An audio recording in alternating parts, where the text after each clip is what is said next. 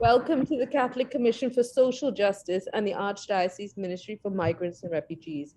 My name is Dominique Hefferstoon, and I'm the Social Media Officer for the CCSJ. Now, April is Autism Awareness Month, and we are lighting it up. Thank you so much. We have some very key speakers with us here today. We have Dr. Radica Mahas of Support Autism TT. And just give me a moment. I will read out everybody's bio separately. Dr. Radica Mahas is currently a senior lecturer in history at the College of Science, Technology, and Applied Arts of Trinidad and Tobago, COSTAT. She is the founder/director of Support Autism TT, an NGO which focuses on creating opportunities for persons diagnosed with autism spectrum disorder in TNT. She's the author of Autism in TNT, a collection of articles published in 2019. She writes a weekly column in the Trinidad and Tobago Newsday, covering different aspects of special needs and disabilities. We also have Mrs. Saira Joseph Foucade. Saira Joseph Foucade is married with 2 children. Her 14-year-old son, Mateus, is diagnosed as severe to severe on the autistic spectrum, please excuse me. And she has a beautiful 12-year-old daughter, Layla. Saira worked at Shell Trinidad Limited for 14 years in the quality department and left after her son was diagnosed to focus on his development. She formed the Bethesda ministry in June of 2015 and is the current coordinator and a director of the board of trustees. She volunteers at several organizations and is a practicing member of the Couva Parish, St. Peter's Orange Valley community. Welcome, both of you. Thank you so much for joining us today. I don't even know where to begin with this, because April is Autism Awareness Month. And of course, we had Autism Awareness Day on Saturday. And I believe it's a well-banded statistic by the CDC that says that 1 in 100 people will be diagnosed or placed on the autism spectrum disorder. So this is a growing, I don't want to say issue, I would rather say challenge for the wider society and for people living with autism, because we want to build an inclusive society. We want to build a society where everybody has a chance to express their unique talents and gifts according as God would have it. And I think it's important to say at this stage that people on the autism spectrum, arguably these are more so than a lot of other communities. These are little savants or geniuses waiting to emerge, and all they need more is the right environment to grow and to thrive and to show the world what they can do. So, ladies, welcome. Thank you so much for being here. And I'd just like to kick us off into our questioning one time, because we could probably to let everybody in on this little insight. We were having a very thriving conversation before we came on air. So, I really want this to translate into, what we're doing right now. So I'll get going with this. So the theme for this month, this year, is education.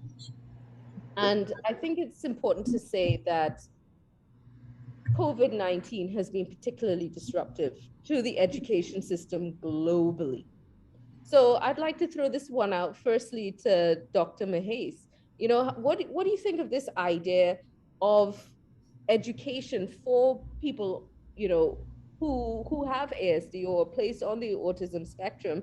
And, how would the COVID-19 pandemic affected that group specifically?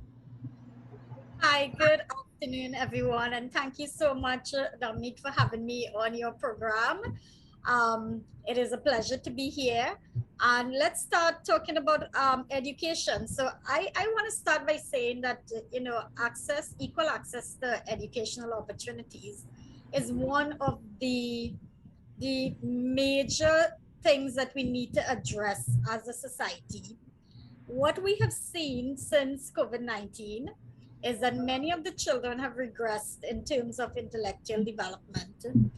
And this was because of, various reasons. It could have been because there was a general disruption in their routine, things like lack of access to different types of therapies. They could not socialize, they could not leave their homes, and so on. But when it came to the educational part, those who were attending school, it was very difficult for them to shift to that online learning environment.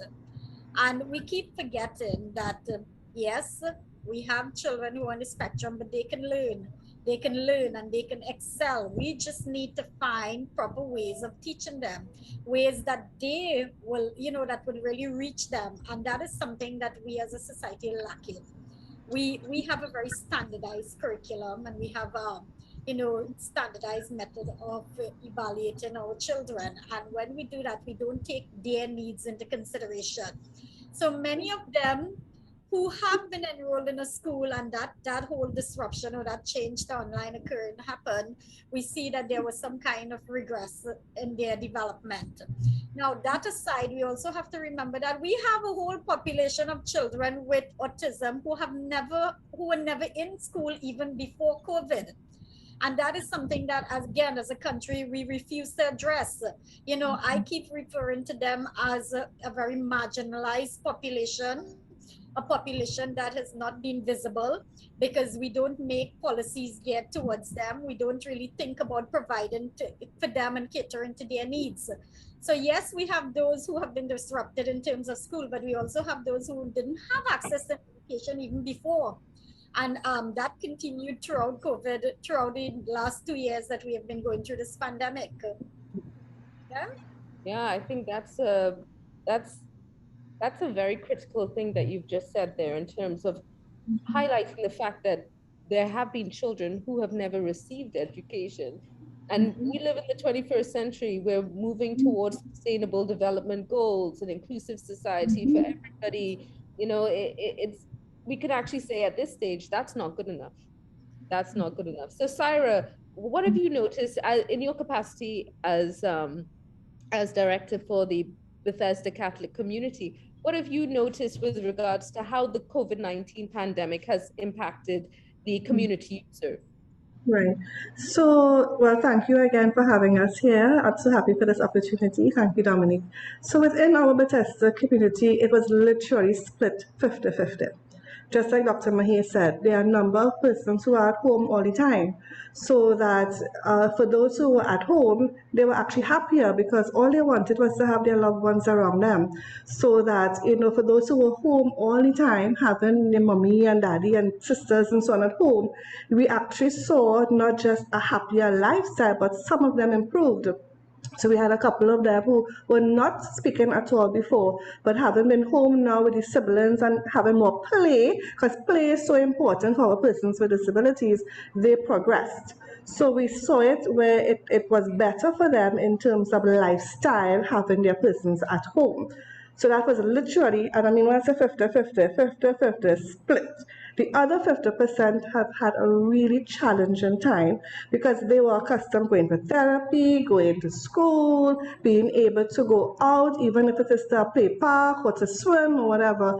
And now they're totally confined at home and not understanding why, and of course also not understanding the COVID protocols of keeping on a mask, social distancing and so on. So for those, it was a very challenging time that led to a lot of aggression and frustration. What we are seeing now at the end of the 2 years is that the entire family structure is struggling now, because even for those who were at home before, now the person with disability is coping, but the entire family now is not. So we're seeing at the end of the 2 years, for both sets, that the family group is what is now, I would say, almost in crisis, because they're fed up and frustrated, and because all the persons with disabilities that we deal with in Bethesda are more on the severe side, because our masters are able to facilitate the persons who could not attend masters before. So we look at more extreme cases. So what we're seeing happening now is that the families themselves are really reaching the point of of frustration and where to turn. So I'm so happy that the lockdown and everything else is coming to an end so that we can start back hopefully by about June or July of this year. Because we still have to take, all the COVID protocols into consideration, even though it have been lifted for us, because our persons don't understand the COVID-19 protocols, we would still have to keep those in place for now. So whilst initially it was working well for some, we are seeing now where the families are struggling. But I'm happy to say that because there are so many of them who are at home all of the time, they were able to adjust very well to COVID-19. Oh, that's a real feel good news there, a feel good point. So, but you mentioned and I think the audience has to understand this. You mentioned the idea that people on the spectrum require certain interventions and therapies, and their routine and structure is critical for their well-being, their peace of mind, etc. Now, and I'm going to throw this one out to Dr. Mahas first. What do you think the long-term impact of the disruption to their schedule, to the lack of therapies? I mean, we're seeing the immediate impact, but what do you think this long-term impact, and what's coming to mind is this idea of knowledge loss. What do you think, what can caregivers and families expect, to your mind? So I think it really depends on a few things. It depends, one, on the child, on the individual child and the level that child is at, and more importantly, it depends on what happens now. Now that we're opening up back, does it mean that these children are now going to be able to attend the school? Does it mean that they can now access therapy? Because yes, everything is opening and schools are opening back and the therapists are starting back physical session, but how many of them can actually access it, and how many of them would actually be able to engage in those things? That's one. The second thing is, there will definitely be a readjustment period for some of the children. And as much as parents are very happy that schools are now moving back to a physical setting, it is going to be difficult for some of the children to readjust to that. And I'll give you an example. Recently at Ruels Clubhouse, when we started organizing for kids to come in for one-on-one session, we had children who haven't been out of the house for the past 2 years, and it's very difficult for them to even enter the door. I've seen some of our volunteers put the mats and the tables with craft item and work with them in the garage.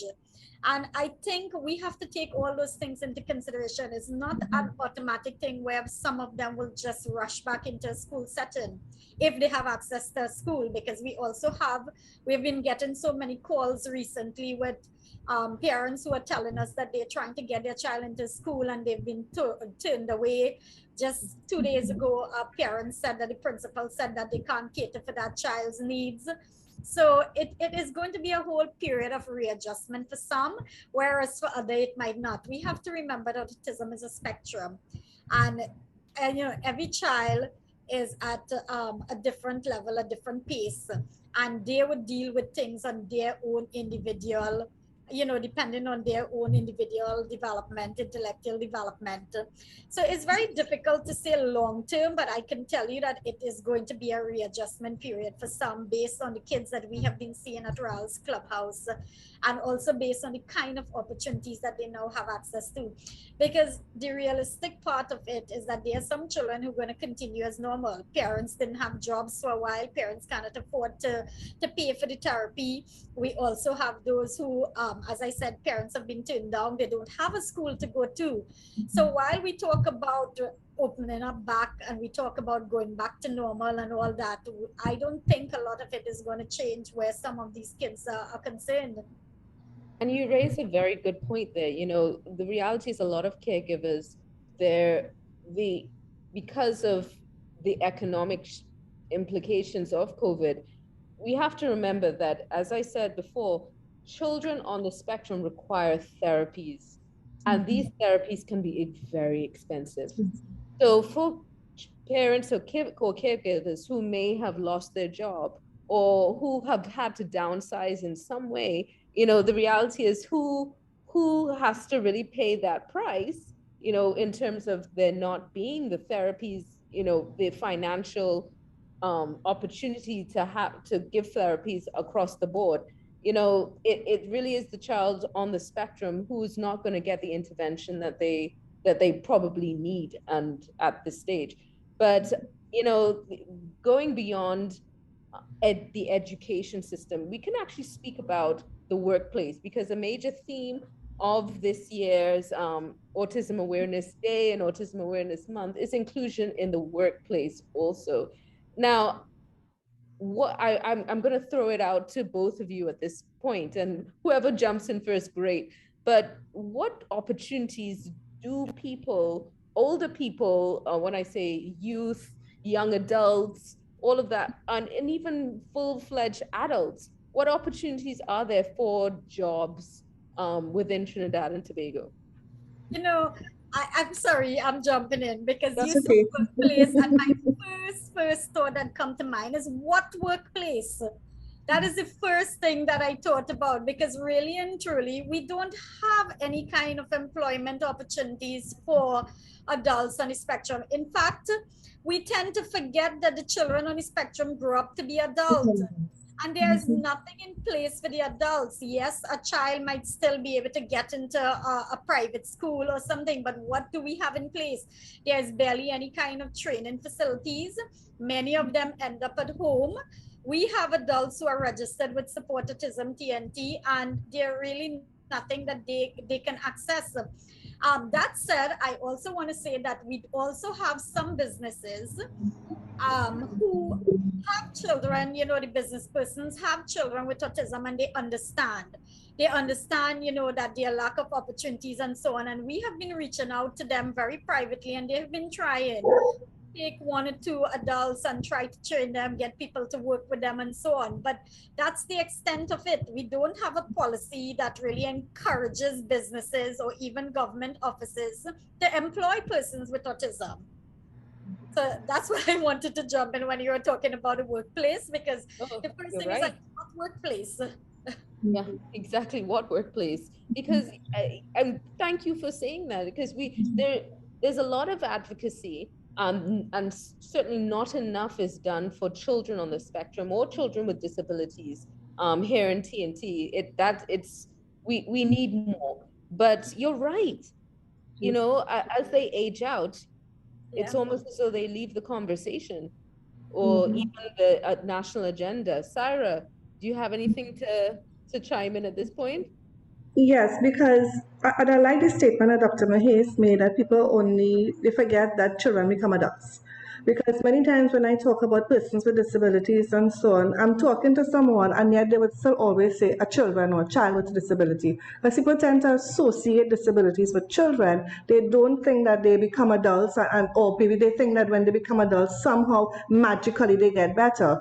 But what tends to happen is that because there's nowhere for them, they are left at home. So therefore they are not visible at all. So in having that lack of visibility, people tend to forget that they even exist.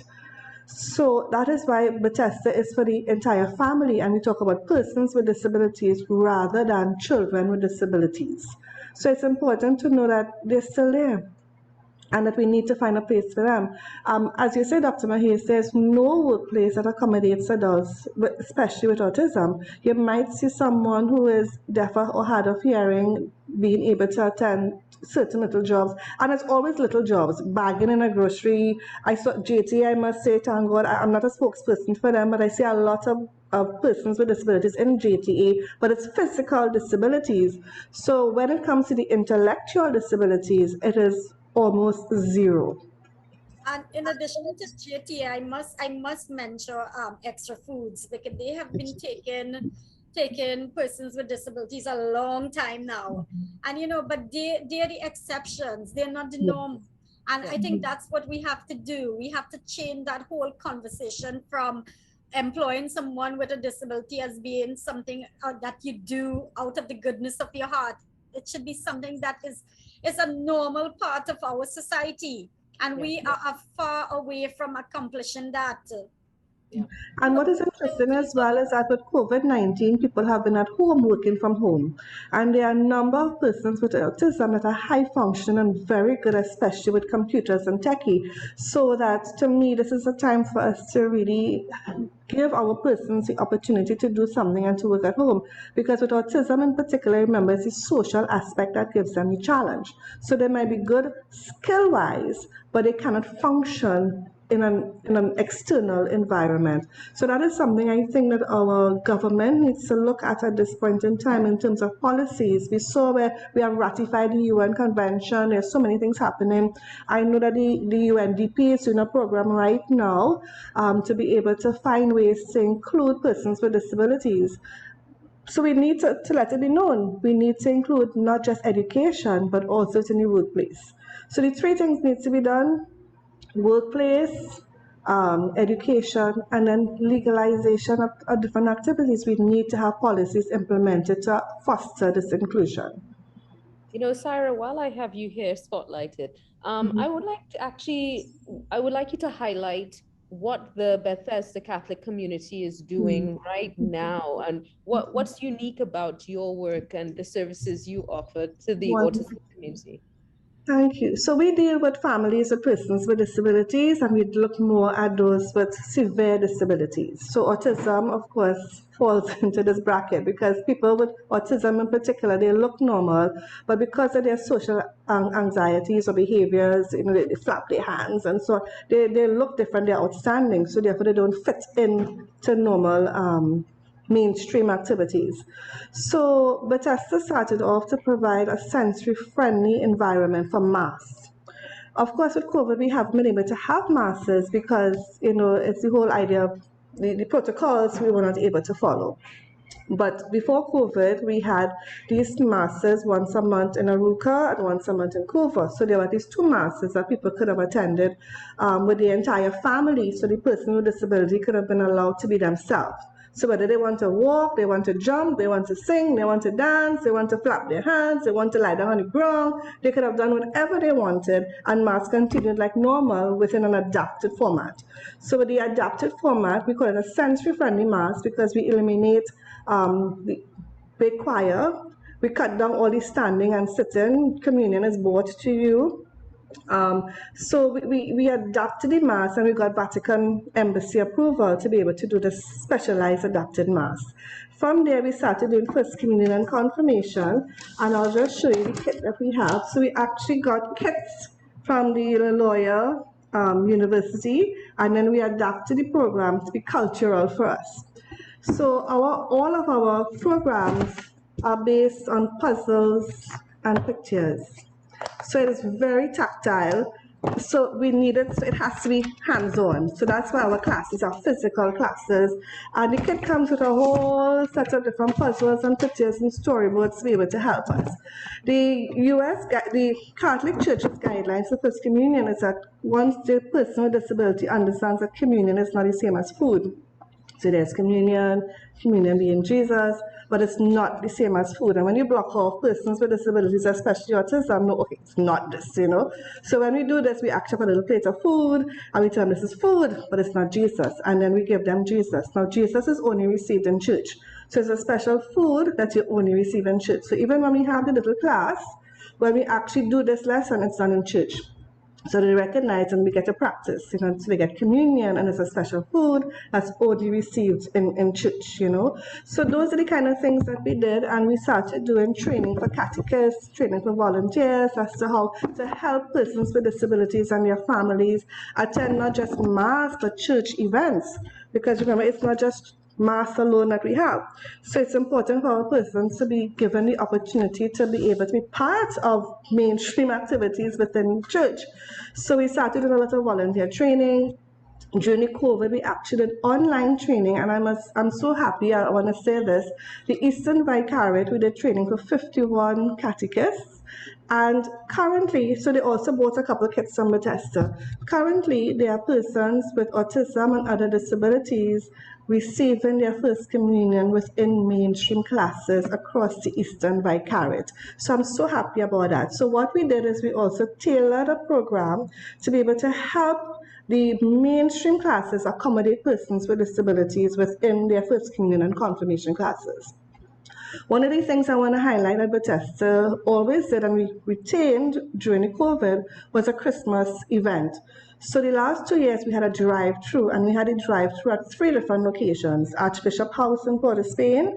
One year we had it also at Living Waters, the first year, Mausica RC in the east, and then in Hoover, Holy Faith Convent, Hoover, in Central. So persons from South and Central came down. And at each of these two drive-throughs, nearly everybody told us it was the only event that a person with disability attended for the year. So it allowed them an opportunity to dress up and bring their person out.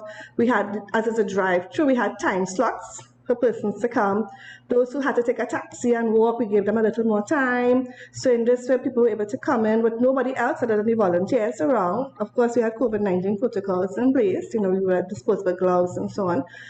No touching. Santa had to hand, the gift a little way.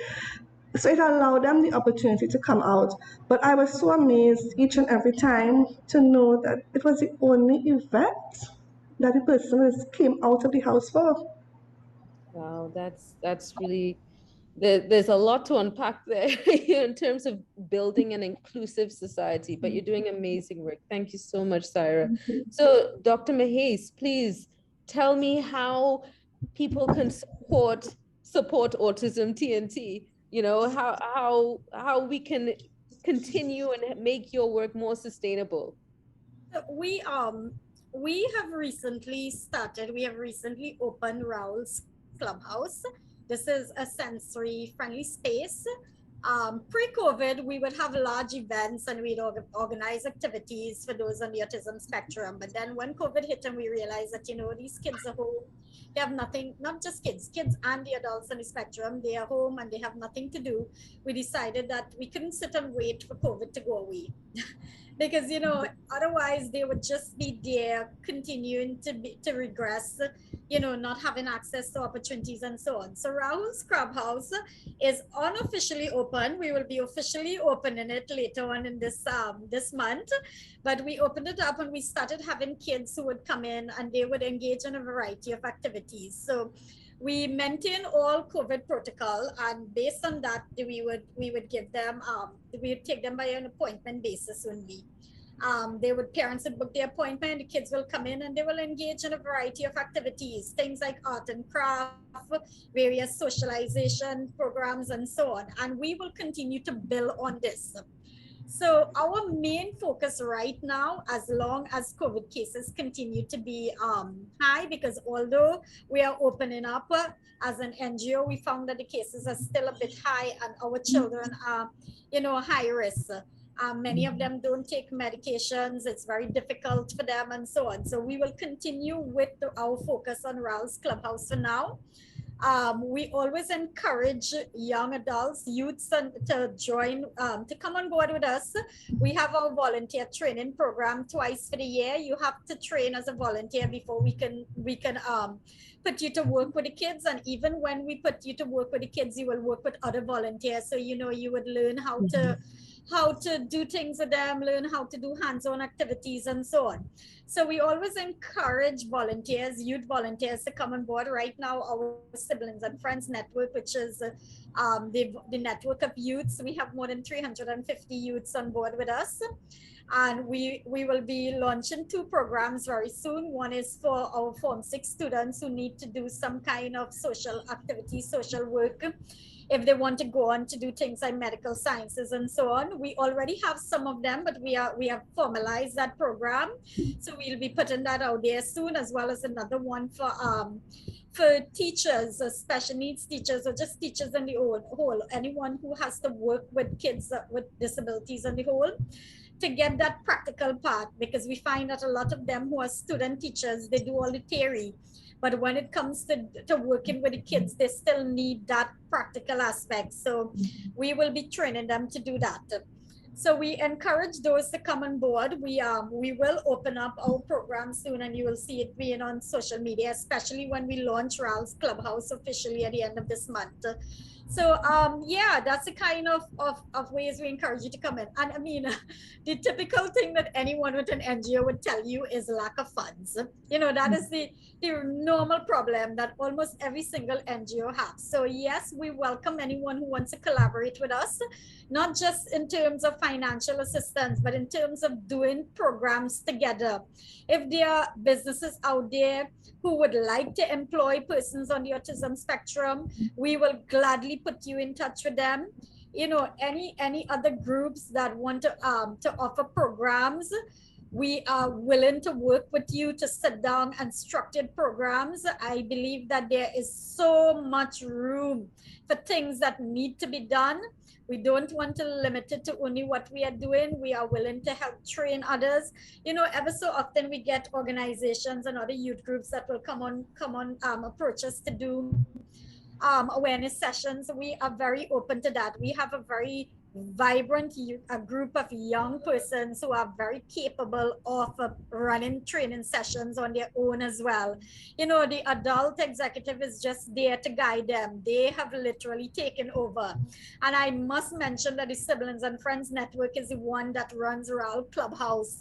They organize, they conceptualize and organize all the activities. They're the ones who liaise with the parents and caregivers to set up appointments, to make sure that they have enough volunteers to work with each individual child who come in. So we welcome you to come on board. If you have any general idea of what you want to do, we would sit and we would work with you to structure programs in whatever area.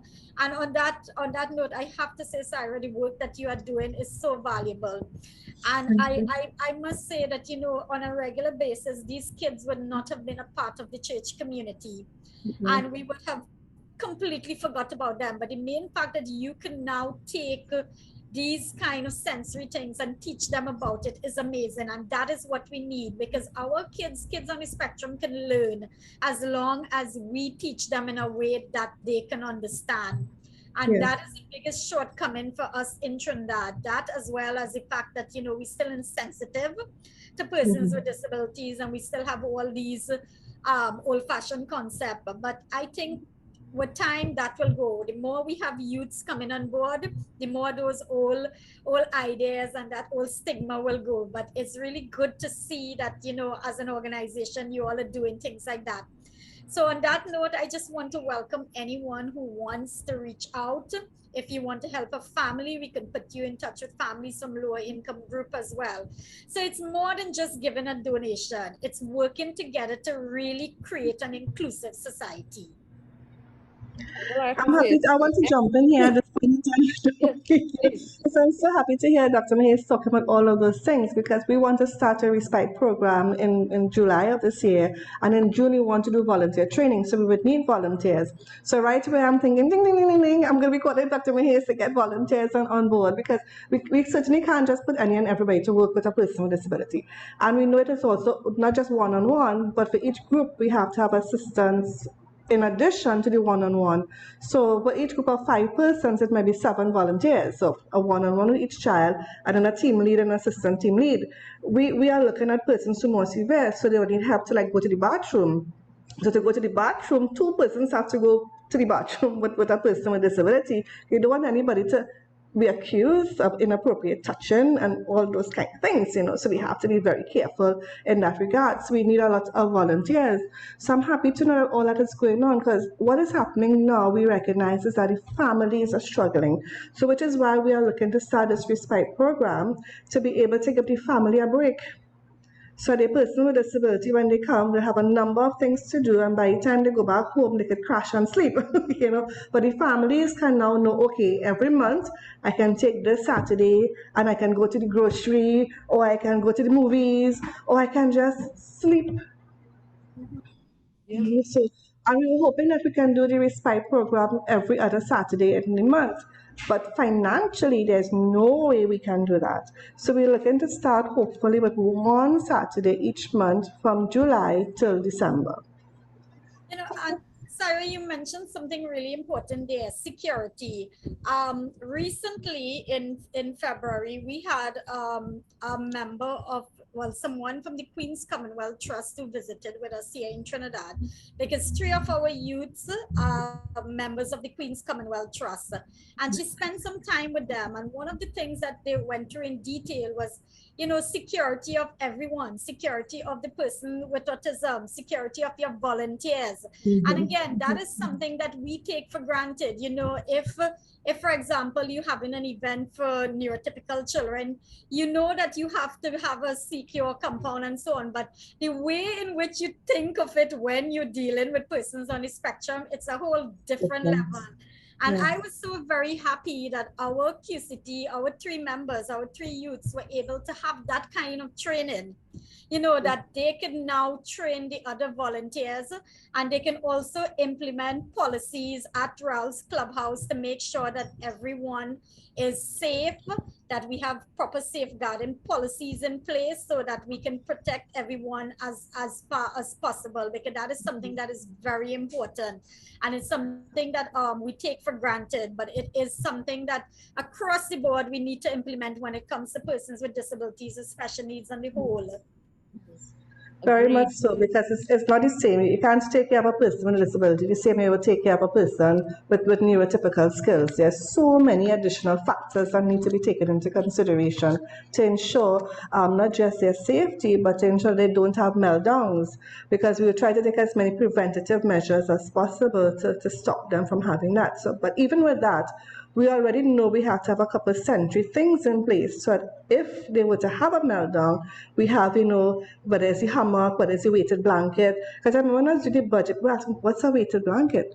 Why do you need a weighted blanket? That's not something a typical camp will have. But you need to have those things in the event that they have challenges, and whether it's a meltdown due to sensory processing disorder or otherwise, to be able to help calm them down. So the resources that we need to be able to conduct this program is completely different to the resources that a normal camp will take. That's an excellent point. And Saira, why I have you spotlighted, ladies, we've gone over time, and I know we could probably go for another half an hour with this conversation. But just one last shout out, because as you both have rightly said, resources are critical. So, and you both have big and amazing plans. We want to see them come to total full fruition. So please, how best can we support you in this time? Okay, so Bethesda does have a bank account. It took a while, so I'm so happy to say we have a bank account. So donations can be made to us at RBC, and the account number is 11 followed by 6 zeros, which is 0000447936. So that's our bank account. Thank you so much. And Dr. Mahas, any last appeals at this point? I'll make it a little less difficult. I'll just simply say, give us a call at 791-1320 or email us at TT Autism Network, and let's start getting things going.